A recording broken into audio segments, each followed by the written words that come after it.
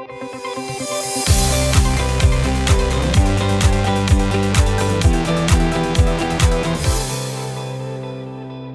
les questions, effectivement, vous avez été hyper nombreux à nous poser des questions, merci beaucoup.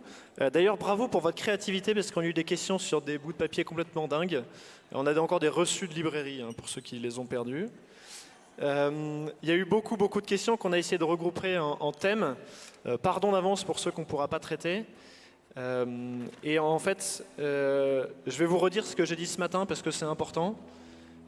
Les deux grandes réponses à toutes vos questions, c'est bien, où en suis-je de ma foi? Quelle relation j'ai avec Jésus? Comment est-ce que je suis fidèle à l'Église et à son enseignement? Ça, c'est les premières questions à se poser avant, en fait, toutes celles que vous nous avez posées. Ça marche? Et la deuxième, et j'insiste là-dessus, c'est celle de la prudence. Donc prudence quand on touche à des choses qu'on a déjà pas mal décrites, mais on va revenir dessus. Prudence quand on s'approche de pratiques qui touchent au surnaturel. Prudence dans l'exercice des charismes. Faites le bien dans un cadre cadré, avec des personnes qui ont déjà fait, avec des prêtres, dans les grâces et dans les rituels de l'Église. On s'attache vraiment à ça, c'est très important. On attaque les questions? Tu veux dire la première? Je peux au moins la lire. On a eu beaucoup de questions sur comment accompagner des personnes qui ont des pratiques occultes. On avait dit qu'il fallait couper les ponts. Donc doit-on vraiment couper les ponts si elles font partie de la famille ou de gens très proches? Et si on coupe les ponts parce qu'on le décide, dans ces cas-là, où est notre mission d'évangélisation? Est-ce que couper les ponts, c'est pas anti-évangélisation? Qui veut répondre?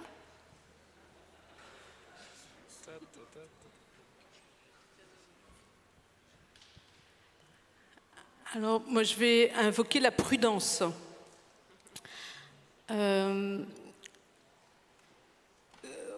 Entretenir volontairement des relations et les rechercher, etc., c'est pas bon. Ou il faut mieux éviter parce qu'il y a toujours un petit risque. Ensuite, ça dépend de notre degré d'assurance. Moi, je peux vous dire que il y a 5 ans, j'aurais jamais pu participer sur l'estrade à un parcours comme ceci, parce que je n'avais pas en moi les éléments de solidité qui me permettaient de le faire. D'accord ? Je pense que par la prière, par la lecture de la parole, par la compréhension du magistère de l'Église, on acquiert des éléments de solidité intérieure qui nous permettent, j'allais dire, d'aller à la rencontre de personnes en restant protégés, vous voyez, sans trop de risques. Voilà. Donc, c'est important vis-à-vis de ces personnes de rester dans la charité, quand c'est dans le lien familial, de ne pas couper les ponts familiaux. Il ne faut pas non plus abonder dans leur sens, etc., et de se laisser entraîner. Voilà. Il y a vraiment, on va vous le répéter tout l'après-midi. Donc je commence, il y a un discernement à avoir. Voilà. Pour peser, pour discerner entre votre propre protection, votre propre sécurité, on va dire, et la compassion, la charité et l'annonce de la bonne nouvelle.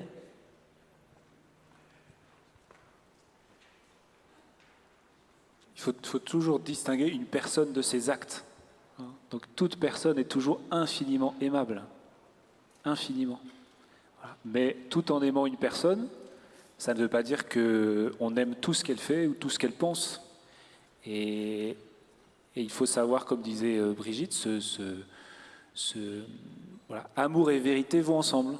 Donc si je ne suis pas capable de garder l'intégrité de ma foi et de mes convictions avec une personne, c'est là que je dois prendre mes distances. Oui. Et comment on fait pour garder l'intégrité de sa foi? Ben, c'est ce que disait Quentin tout à l'heure, ça dépend de ma propre relation personnelle au Christ. Plus je prie, plus je me nourris de sa parole, plus je vis des sacrements, plus je suis enraciné en Dieu. Et alors là, je peux côtoyer toutes les personnes en aimant et en restant solide dans la foi. Vous voyez. Et puis aussi, voilà, peut-être le Seigneur il peut m'aider par un compagnon. Ouais. Quand Jésus envoie ses disciples, quand il dit « je vous envoie comme des agneaux au milieu des loups », ben, il les envoie 2 par 2. Voilà. Donc peut-être parfois quand je suis seul à penser ce que je pense ou à être chrétien au milieu de personnes qui sont vraiment hostiles, c'est plus difficile. Voilà. Donc Seigneur, donne-moi un frère sur lequel m'appuyer. Voilà. On a eu aussi beaucoup de questions, vous en doutez, sur les pratiques, parce qu'on les a un petit peu énumérées. Avant de répondre à cette question, il y a eu beaucoup de retours à tout ce qui concerne le démon, ses œuvres, ses actes, etc. On ne voulait pas en faire un point central du parcours. On en a d'ailleurs parlé que une petite heure jeudi après-midi, donc c'était vraiment pas central. C'était pour autant nécessaire de l'évoquer avec vous, parce que Jésus nous demande de chasser les démons, et même si on n'en est pas là, c'est important de savoir ce qui se passe. Et parce que, on l'a déjà pas mal dit, ça chatouille un peu. Quand on veut laisser le volant à l'Esprit Saint, forcément, il y en a un qui n'est pas content. Néanmoins, je reprécise, voilà, on va traiter encore 2-3 questions sur le démon, mais ce n'était pas le cœur du parcours. Je pense que c'est important de se le dire. Voilà, j'ai bien vu, on a bien vu que ça suscitait beaucoup de choses en vous. On en prend bonne note. Peut-être qu'on va faire la remontée que peut-être qu'un parcours sur ces questions-là serait pas tout à fait bête. Ok. Mais du coup, voilà, on va essayer aussi de parler un petit peu des charismes et de leur exercice, qui était pour le coup, vous l'avez compris, le cœur du parcours. Donc quand même, puisqu'on a eu beaucoup de questions sur les pratiques, voilà, donc quid de toutes ces pratiques, vous nous les avez énumérées de manière assez extraordinaire. Le yoga en premier, bien sûr, mais voilà, l'homéopathie, l'acupuncture, l'hypnose, la sophrologie, la réflexologie, le shiatsu, les magnétiseurs, le rock chrétien, quid de Harry Potter, Hildegarde, etc. Donc beaucoup de questions là-dessus. Qu'est-ce qui est bon là-dedans? Est-ce que vraiment tout est mauvais là-dedans? Je reprends vos questions un peu pêle-mêle. Qu'est-ce qu'on fait quand ces actions-là sont faites par des personnes qui ont une vie chrétienne qui semble solide? Voilà, c'est une vraie question. Et en fond de tout ça, en fait, on sent bien que la question, c'est dans beaucoup de ces pratiques, où est la limite? Et je vais prendre l'exemple du yoga. Voilà, s'étirer avec des exercices de yoga, c'est quelque chose. Croire en toute la spiritualité, etc., ça pourrait en être une autre. Voilà, la réponse qu'on voulait apporter, Christophe. Alors, pour donner un premier élément de réponse, parce qu'il y en aura peut-être un certain nombre d'autres, moi je vous propose tout simplement de commencer par le magistère de l'Église.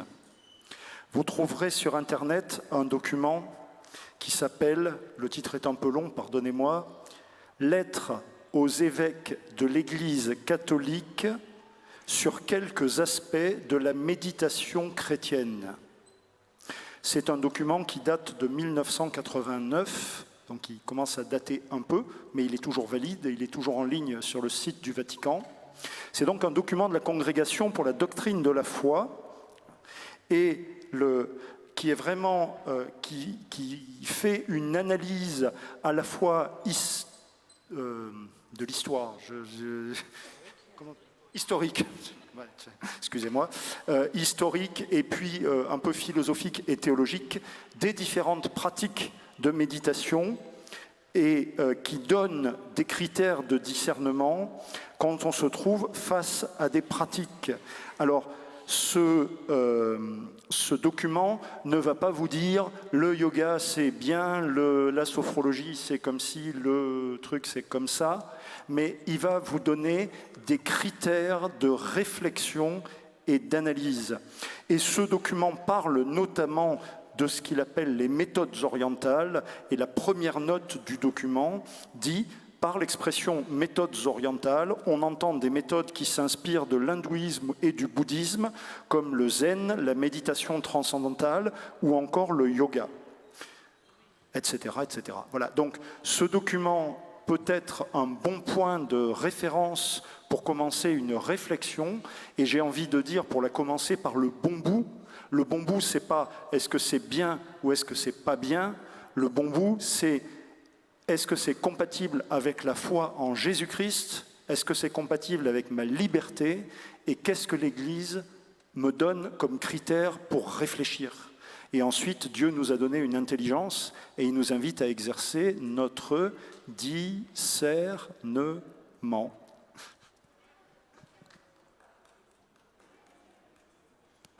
Je redis le titre dès qu'il est revenu. Allez, plus vite que ça. Lettre aux évêques de l'Église catholique sur quelques aspects de la méditation chrétienne. Lettre aux évêques de l'Église catholique sur quelques aspects de la méditation chrétienne. C'est daté du 15 octobre 1989.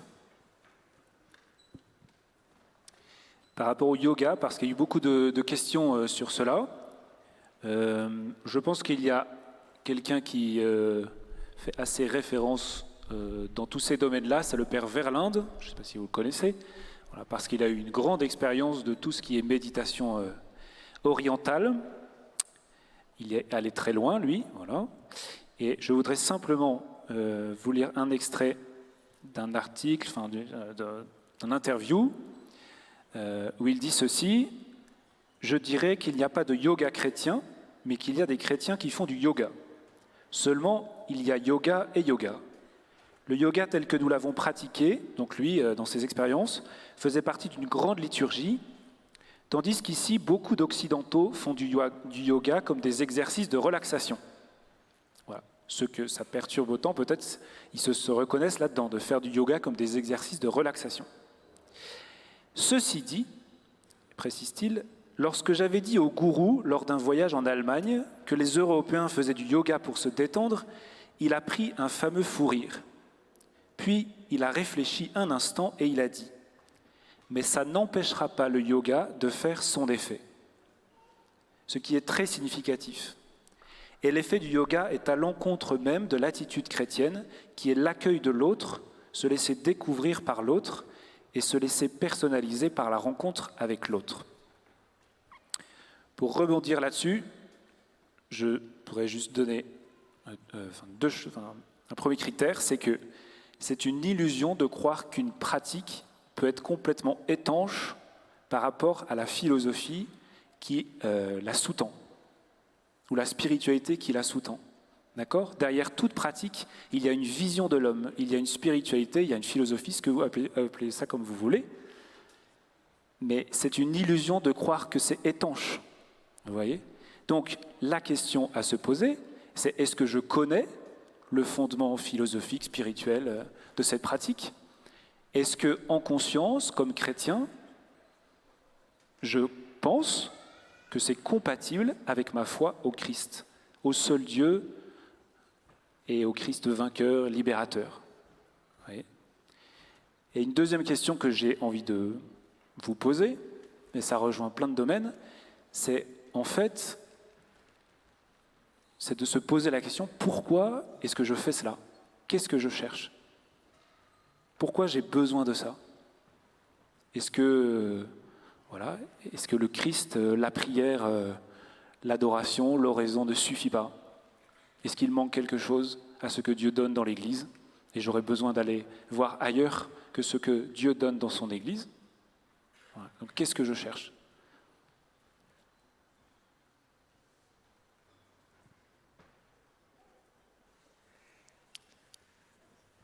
Et alors une petite dernière quand même sur le démon, parce qu'il y en avait des plein, mais il y en a une qui est revenue pas mal.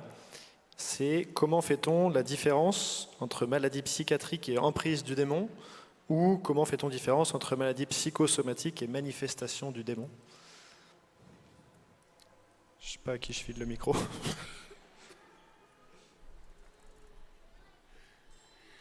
Alors, on n'est pas spécialiste des maladies psychiatriques et autres. C'est en effet une réelle difficulté parce que il y a des manifestations qui peuvent venir des esprits, du démon, qui ressemblent à de la maladie psychiatrique. Et il y a aussi des des comportements d'un maladie psychiatrique qui peuvent faire croire à une possession ou une emprise. Donc c'est très délicat à discerner. C'est très bien quand médecins et prêtres collaborent. Je pense que les médecins ont un rôle, les prêtres ont un rôle, les chrétiens et les croyants ont un rôle, et la collaboration des deux fait merveille dans la guérison et la libération. Voilà. Moi, je dirais qu'il ne nous appartient pas, ni à vous, ni à nous, de faire cette différence. Il y a des personnes qui sont qualifiées pour cela. Et être prudent, c'est aussi connaître les limites de sa compétence et le début de son ignorance et savoir se retourner vers les personnes qui sont qualifiées. En matière de libération, d'expulsion des démons, il y a dans chaque diocèse une personne qui est particulièrement qualifiée, qui est d'abord par nature l'évêque, de par son ordination épiscopale, il est l'exorciste du diocèse, et l'évêque, bien évidemment, délègue ce ministère à l'un des prêtres de son diocèse. Dans chaque diocèse, il y a un exorciste, un prêtre exorciste. Ces prêtres sont des prêtres qui sont bien évidemment formés à faire un travail d'analyse et de compréhension et de dialogue avec les personnes qu'ils reçoivent pour faire au plus possible la part des choses entre ce qui relève du psychologique ou du psychiatrique et qui, d'après ce que j'en ai entendu, constitue la très grande partie des personnes qu'ils reçoivent, et les cas qui relèvent de manifestations démoniaques. Par ailleurs, Brigitte le disait, il y a les médecins qui, eux, ont évidemment un rôle médical d'importance à jouer. Je crois que nous, simples chrétiens, quand on se trouve face à des manifestations qui nous dépassent, qui nous paraissent exagérées ou qu'on ne comprend pas, ce que nous avons à faire, c'est de nous en remettre à une autorité plus compétente, soit médicale, soit spirituelle, et l'autorité spirituelle, c'est l'exorciste du diocèse.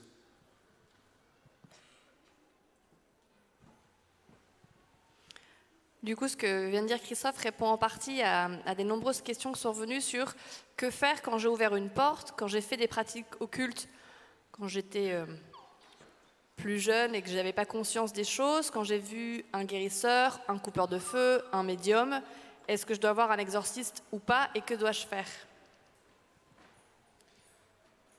Et on se disait que la réponse à ça, c'est d'abord d'aller voir un prêtre. Commençons par aller voir un prêtre qui fera déjà un premier discernement. Et si besoin, lui connaîtra les personnes à aller voir, notamment peut-être, mais ça reste quand même des cas extrêmes, hein, disons-le, pourquoi pas aller voir l'exorciste. Appelons un chat, aller voir un prêtre et confesser les pratiques que l'on a eues.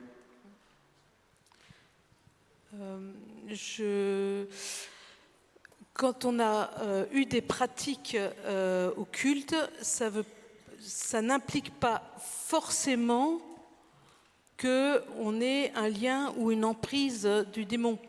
Je vais vous prendre l'exemple. Il y a quelqu'un qui peut brûler 50 fois un feu rouge, il n'aura pas d'accident. Puis il y en a qui brûle une fois, paf, il a un accident. Voilà, on peut jouer avec le feu longtemps sans avoir d'emprise, et on peut jouer avec le feu une ou deux fois et avoir une emprise. Donc voilà, et c'est pour ça que la première démarche à faire, c'est la confession. Voilà.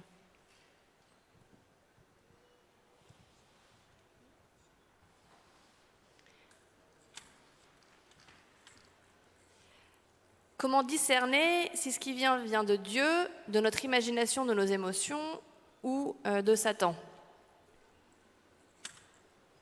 Ce qu'on a déjà dit plusieurs fois, du coup, c'était vraiment le discernement en conscience dans la prière, se rattacher aussi à notre vie ancrée dans le Christ, à l'Église, et quand il y a vraiment quelque chose qui nous perturbe, voilà, en parler à un prêtre comme on l'a déjà dit.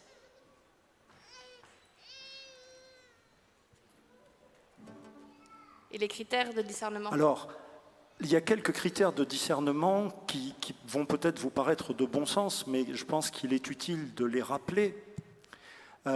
Quand nous sommes face à une situation, que ce soit des pensées ou une décision à prendre ou des choses comme ça, d'abord, premier critère de discernement, la parole de Dieu. Est-ce que ce qui m'est proposé, est-ce que ce que je pense est en phase avec la parole de Dieu? Deuxième critère qui découle directement du premier, l'enseignement de l'Église. L'Église a élaboré quand même depuis 2000 ans une tradition de réflexion et d'enseignement sur tout un tas de sujets. Et il y a un enseignement de l'Église, en particulier dans le catéchisme, qui peut nous donner des critères pour nous aider à répondre à cette question. Il y a un troisième critère qui est de bon sens également, c'est notre état de vie. Si je suis marié et que je reçois dans le cœur une motion intérieure qui est d'aller coucher avec une autre femme, ça ne vient pas de Dieu. C'est une évidence, mais ça fait peut-être bien de le rappeler. Voilà. Notre état de vie, quand on est chrétien, nous conduit, nous avons fait des choix, et notre état de vie, notre choix d'état de vie, notre vocation, nous avons à la vivre, et nous avons à vivre en conformité avec cette vocation. Et puis on peut donner deux autres critères qui sont plus intérieurs, mais qui sont souvent utilisés dans le discernement, qui sont la paix et la joie. Si je dois prendre une décision entre A et B, eh bien, je m'imagine ayant décidé A, et je vois ce que ça me fait. Est-ce que je me sens bien si je décide A? Est-ce que je me sens en paix? Est-ce que je suis joyeux de ce qui va arriver parce que j'ai décidé A?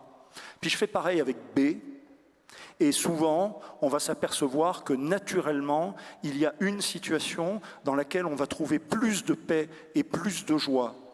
Ce ne sont pas des critères parfaits à 100%, mais c'est des critères qui sont réellement efficaces dans un très grand nombre de situations.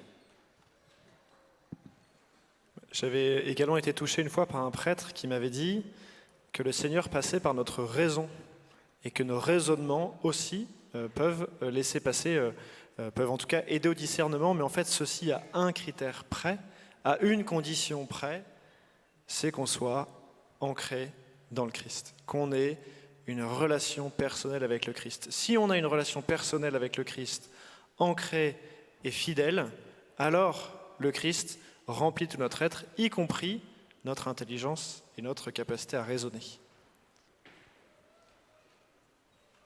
Je n'ai pas dit de bêtises. Pas mal de questions sur le chant en langue, et notamment, est-ce que vu qu'on se force un peu, il y avait des guillemets dans la question, si on se force, est-ce que vraiment ça vient de Dieu? Est-ce qu'on peut tous l'avoir? Est-ce qu'on est appelé à tous l'avoir versus les autres charismes qu'on n'est pas forcément tous appelés à exercer ou pas? Quel est le but du chant en langue? Et notamment la différence entre le chant en langue à l'époque des apôtres qui leur permettait de se faire comprendre de tous les dialectes qui existaient, alors qu'aujourd'hui, quand on chante en langue, c'est pas forcément, en tout cas pas comme on l'a exercé peut-être mercredi après-midi, pour se faire comprendre d'autres personnes.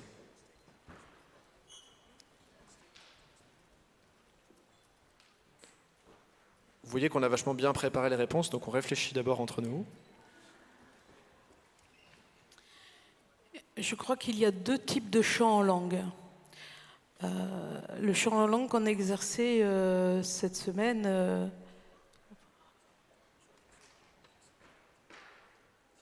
oui, 3. Le chant en langue qu'on a exercé cette semaine, on va pas dire que c'est le premier type, c'est le plus petit de tous les charismes. Voilà. Et en fait, c'est un charisme qui, peut-être contrairement aux autres charismes, si l'on peut dire, nous est donné pour nous, un peu. Voilà, pour nous ouvrir à l'Esprit Saint, à l'action de l'Esprit Saint dans notre cœur. C'est comme un charisme de lâcher prise. C'est-à-dire qu'on a un peu tendance à prier, à rabâcher avec nos mots, à demander plein de choses au Seigneur, etc. Et le chant en langue nous permet de balbutier, de voilà, de dire, de laisser déborder. C'est un débordement d'amour. On n'a plus les mots pour le dire. Donc on blablate, voilà, voilà, on s'exprime comme ça, et c'est vraiment un débordement, et ça nous édifie, ça nous construit. Voilà. Il y a un deuxième chant en langue qui est donné plus pour la communauté, et en fait qui permet, par exemple, quand on était étudiant, il y a un vieux moine qu'on avait rencontré et qui parlait araméen. C'est pas donné à tout le monde.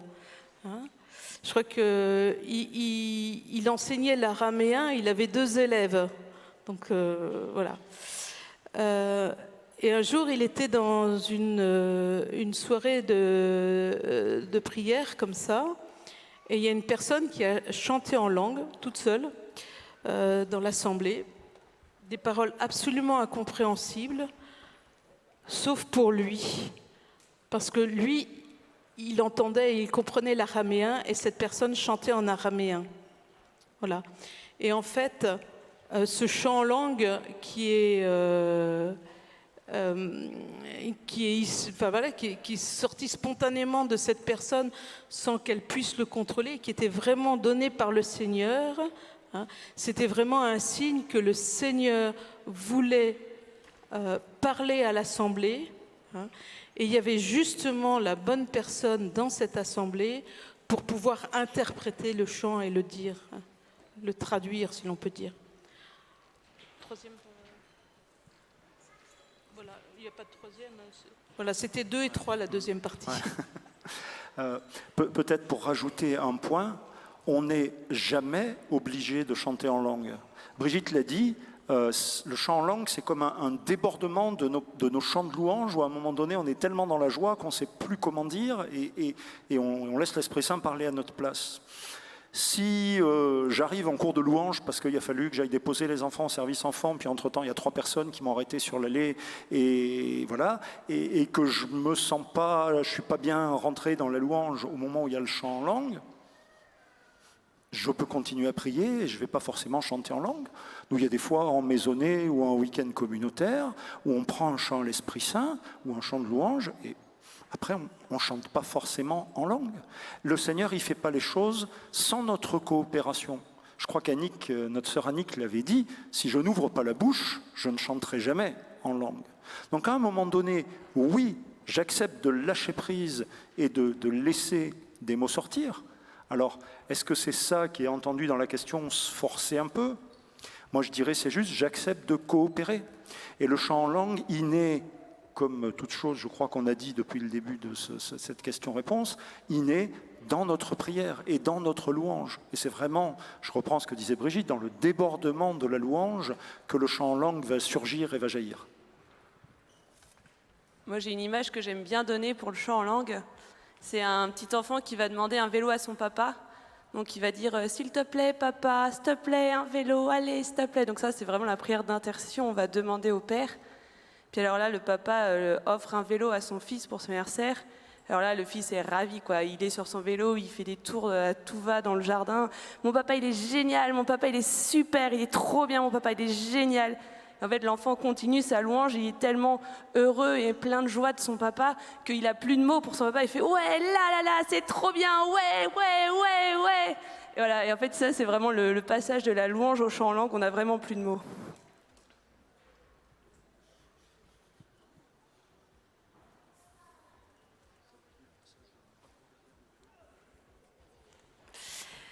Quand je demande un charisme, n'est-ce pas mettre Dieu à l'épreuve ? Demandez, vous recevrez, mais Dieu n'est pas un distributeur automatique. Et notamment quand je demande un charisme de guérison.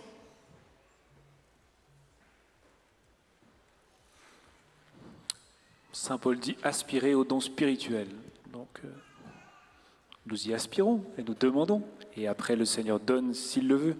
Mais c'est bon de désirer le don de Dieu. Non ? Et c'est comme... La foi, c'est un don, mais il faut l'exercer, il faut poser des actes de foi. Bien sûr que tout est donné par Dieu, mais si moi je ne choisis pas et je ne désire pas ce que Dieu donne, ben, je ferme mon cœur. Donc voilà.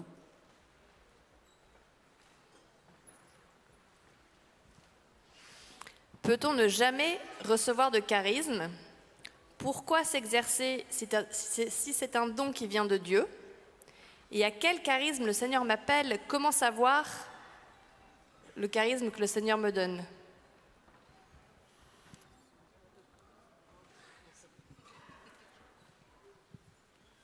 Alors, il y a plusieurs parties dans cette question. Je commencerai par la fin. Comment savoir le charisme que le Seigneur me donne? Le Seigneur me donne peut-être pas un charisme. On n'est pas appelé forcément à avoir un charisme chacun. Le Seigneur peut nous donner plein de charismes à chacun. C'est un petit point de précision, mais je crois que c'est important. Et on reçoit un charisme. N'oublions pas qu'un charisme, on le reçoit pour le bien de l'assemblée ou de la communauté dans laquelle on est au moment où on le reçoit. C'est-à-dire que on peut avoir à un moment donné, à un endroit donné, un charisme de connaissance, à un moment donné, à un endroit donné, un charisme de guérison, à un moment donné, à un endroit donné, un charisme de texte, à un autre endroit, on ne va pas exercer de charisme du tout. Donc, il n'y a rien de figé et il n'y a rien d'automatique, c'est vraiment le don du Seigneur. Voilà. Alors, les charismes aussi ne se vivent pas uniquement dans le cercle restreint des louanges. L'émotion intérieure qu'on reçoit de l'Esprit Saint pour le service des autres, pour l'édification et autres, on peut les recevoir dans la vie courante. Moi, récemment, j'ai eu l'occasion de recevoir une motion intérieure pour une sœur de communauté qui était dans un grand désespoir.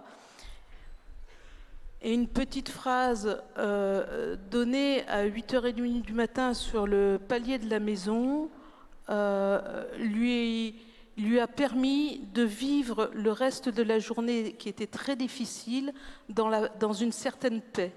Voilà. Et ça, je l'ai vraiment vécu comme un charisme, comme un don de l'Esprit Saint pour elle.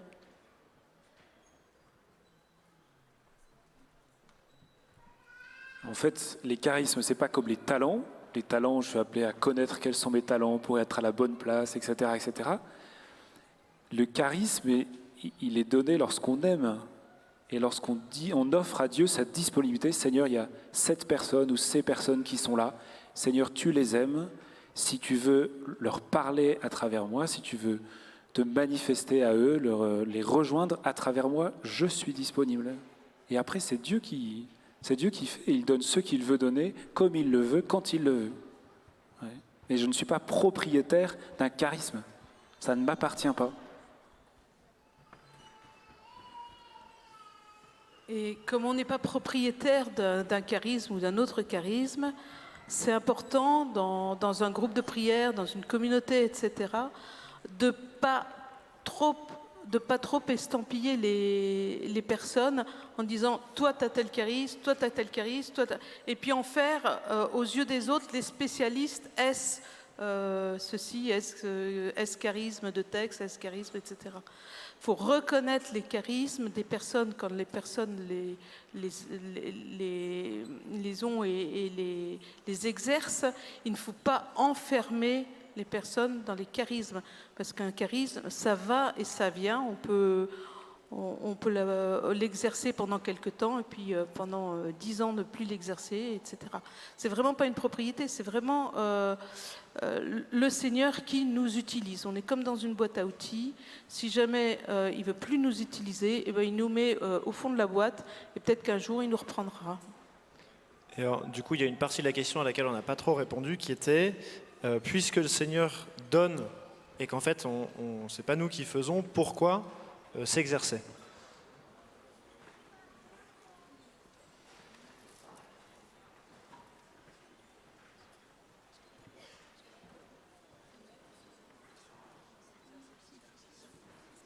J'en profite pour souhaiter bienvenue à tous les volontaires Fidesco et leurs familles qui rentrent dans la tente. Ne vous inquiétez pas, on vous rendra vos carrés pour la messe, promis. On s'est juste installé en attendant pour finir notre parcours sur les charismes. Mais ne vous inquiétez pas, vos 2 carrés qui étaient tout pleins de rubalises vous seront rendus avec grand plaisir pour la messe. Alors pourquoi s'exercer J'ai envie de dire parce que nous sommes faibles, je vais employer ce mot-là, nous sommes faibles dans la foi, tous autant qu'on est, et s'aventurer, si je puis dire, à reconnaître dans une pensée, dans une motion intérieure que je reçois une parole du Seigneur, c'est déjà un exercice pas facile. S'aventurer à dire ce que j'ai reçu parce que je crois que ça peut être profitable à la personne, je voulais partager, c'est un arrachement à chaque fois et donc si je ne l'ai jamais fait, c'est encore pire que ça. Alors, bien sûr, je dirais, quand on n'est pas dans un parcours comme celui-ci, on s'exerce en live. Moi, je sais que la première parole de connaissance que j'ai donnée, ça devait être, je pense, dans un groupe de prière ou dans une veillée communautaire. J'ai reçu un truc, je suis allé le faire confirmer par les gens qui discernaient. On m'a dit, si, il faut que tu le dises. Et dans l'obéissance, je l'ai dit. Voilà.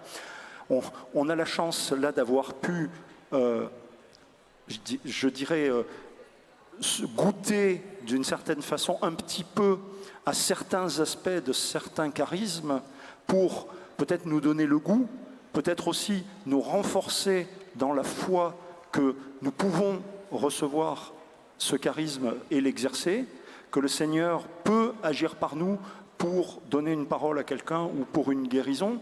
Voilà, alors effectivement, je dirais, dans l'absolu, oui, le charisme, il est donné, il est toujours donné par le Seigneur. Mais n'oublions pas une chose, c'est que tous les exercices que nous avons faits, nous les avons pas faits juste comme des pages d'écriture. Nous nous sommes d'abord mis en présence du Seigneur, nous avons d'abord invoqué l'Esprit Saint, on a d'abord prié et demandé au Seigneur qu'il nous éclaire, et après le Seigneur a donné ce qu'il a voulu. Et tout le monde n'a pas reçu une parole de prophétie, tout le monde n'a pas reçu une guérison. On n'a pas obligé le Seigneur à faire l'exercice avec nous. On s'est mis à sa disposition dans la prière et le Seigneur a donné. Voilà, replaçons bien ce terme d'exercice dans ce que nous avons fait effectivement. Nous avons pris des temps de prière, que nous avons dirigés effectivement dans une certaine direction pour vous faire goûter tel ou tel aspect d'un charisme, mais on s'est d'abord mis à l'écoute du Seigneur. Chut. Merci à ceux qui rentrent dans la grande tente de nous donner encore 5 minutes d'attention. Christophe a déjà répondu à la question d'après en fait, et je pense que ce sera la dernière parce qu'on a besoin de se préparer pour la messe. La question c'était, peut-on exercer les charismes chez nous? Peut-on les exercer dans notre paroisse? Voire peut-on les exercer avec une personne, par exemple le charisme de prophétie? Est-ce que je peux prendre une personne dans la rue et exercer ce charisme? La réponse c'est oui et non. Oui, c'est possible, mais non, pas tout de suite. On l'a déjà bien dit, on n'est qu'au balbutiement de notre expérience du ministère charismatique. Donc, exerçons s'il vous plaît dans un cadre, c'est très important. On a essayé humblement avec notre petite équipe de vous donner ce cadre, un cadre de prière, un cadre, vous avez noté mon attachement aux consignes, mais c'était vraiment pour que vous soyez libres de faire les exercices et que ce soit fait dans la bienveillance. S'il vous plaît, conservez ce cadre. N'hésitez pas à monter des soirées, des veillées, des groupes pour exercer les charismes, mais faites-le avec l'autorisation de l'Église et faites-le avec des gens qui ont déjà de l'expérience dans ce domaine. C'est vraiment, vraiment super important. Vous commencez à me connaître, je vais vous le dire avec humour et fermeté. C'est pas parce que j'ai guéri une fois à Paray que je peux guérir la terre entière. Ok, on n'est pas des cow-boys, ça marche. Donc, gardons dans le cœur ce désir d'exercer les charismes, mais faisons-le s'il vous plaît, par charité pour les autres, dans un cadre bienveillant et dans le respect de ce que l'Église nous donne. Je vous propose qu'on s'arrête là-dessus. On vous redit encore un immense Merci de nous avoir fait confiance là-dedans. Vous imaginez pas à quel point on est à la fois touché et émerveillé de ce que le Seigneur vous a donné, de la joie que ça a mis dans notre parcours, de l'ambiance aussi que ce parcours a donné à toute la session. Donc ça, c'est vraiment exceptionnel.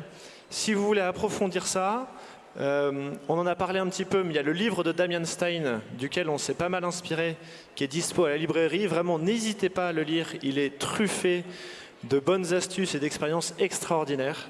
Donc n'hésitez pas à lire ce livre-là. Et puis, on l'a dit également, les enseignements qui ont été donnés, donc pas les exercices, mais les enseignements, sont disponibles un peu sur l'appli et seront tous disponibles dès demain à la librairie sur les CD des sessions où on peut reprendre tous les parcours. Donc n'hésitez pas à reprendre ces enseignements, à continuer à vous former, à continuer à exercer. Et surtout, la première chose, on va le répéter, conservez, continuez, soyez fidèles dans votre relation personnelle avec le Christ. Vous avez remarqué que c'est ça qui porte du fruit. Voilà, et puis encore une fois, merci à tous et continuons de développer l'action de l'Esprit Saint dans le monde. Amen.